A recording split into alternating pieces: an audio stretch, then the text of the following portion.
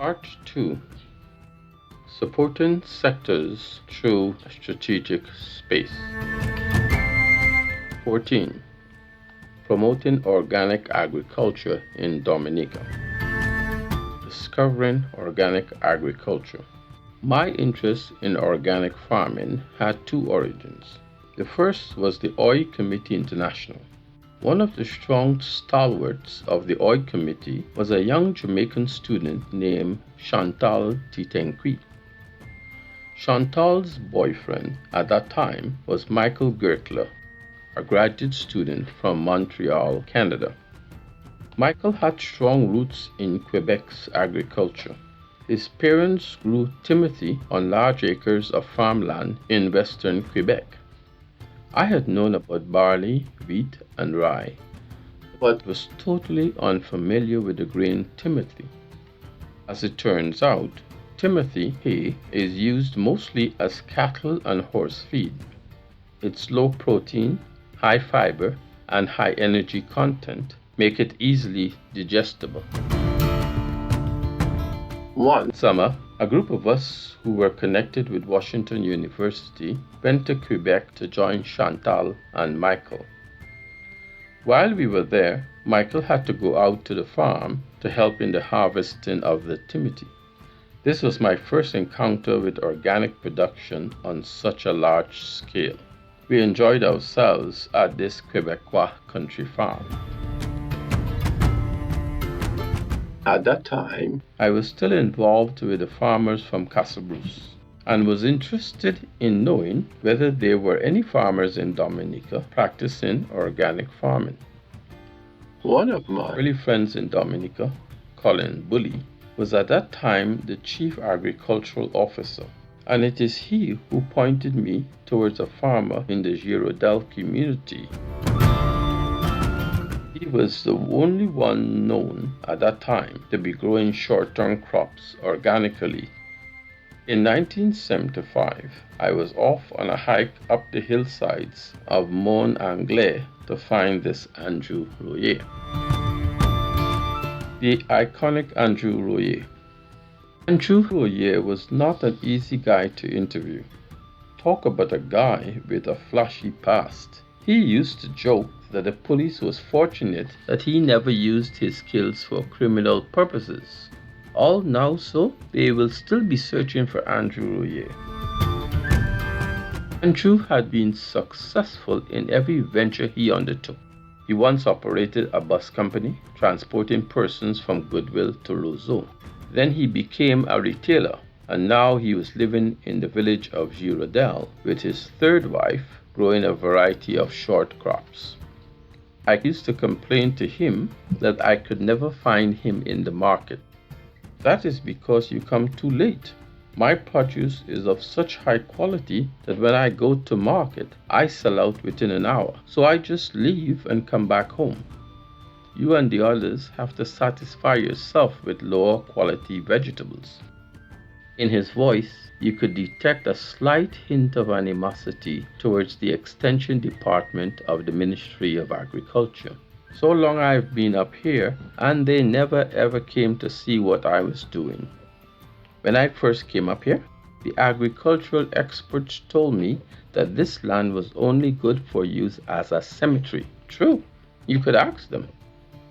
He also had a unique way of conducting an interview. He was not going to allow anyone to disrupt his workday without giving him something in return, but he wasn't expecting cash. From the first time I met him, he would say, "Hold this," shoving a hoe into my hand, "and do what I tell you. Now we can talk."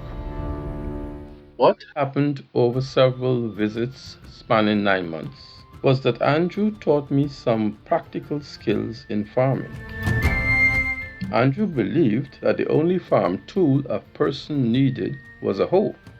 I learned to use the hoe to weed, construct beds, plow the soil, make holes for seedlings, mold plants, and other tasks. At the end of my training with Andrew, I produced a short document entitled The Andrew Royer Organic Farm.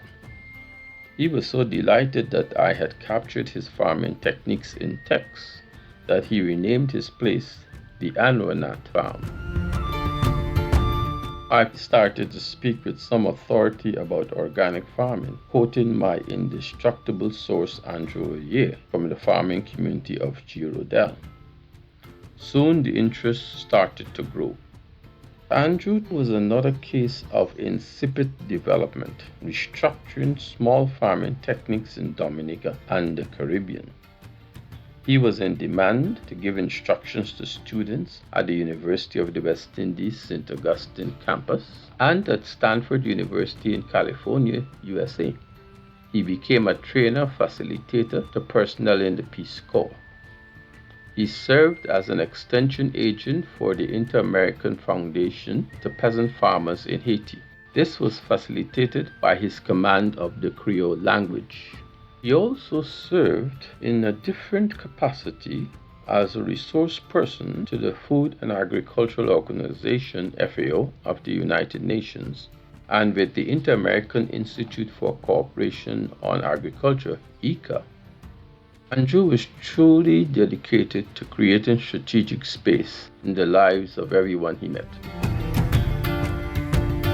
The ACT Ecological Task Force. In August 1979, Dominica was hit by Hurricane David, one of the most severe disasters to occur in the history of the island. The hurricane destroyed over 80% of the vegetational cover and by definition 100% of the banana crop. I returned to Dominica about 3 weeks after the storm, and the devastation that I witnessed took a little while for me to comprehend. I remember having a headache for an entire day as I just stood there on the veranda of my girlfriend's home, looking up at the empty space that used to be the roof, and looking out to the Caribbean Sea with no physical structures blocking my view. I finally reached Andrew Royer's farm, just to find that he was already back in production. How did you get back up with such speed while most farmers are still struggling?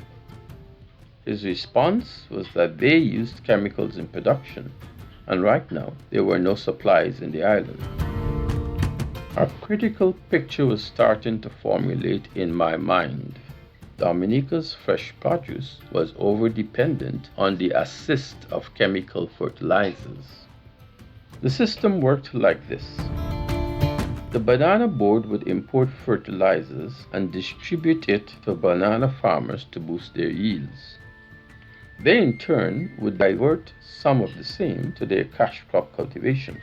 When the hurricane destroyed their entire banana crop, the board was scrambling to rebuild, and the importation of chemical fertilizers took some time to resume.